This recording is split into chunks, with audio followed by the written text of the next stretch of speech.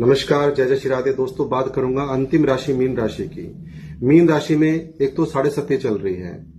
Number 2, 23 फरवरी 2026 से लेकर के 2 अप्रैल 2026 तक एक दोष का निर्माण हो रहा है मंगल और राहु का। कुंभ राशि में यह योग बनेगा और उसी योग को, क्योंकि मंगल और राहु एक दूसरे के साथ बैठने अच्छे नहीं होते, इसलिए इसको अंगारक दोष कहा जाता है, क्योंकि इसमें ये दोनों ग्रह अंगारों को जन्म देते हैं।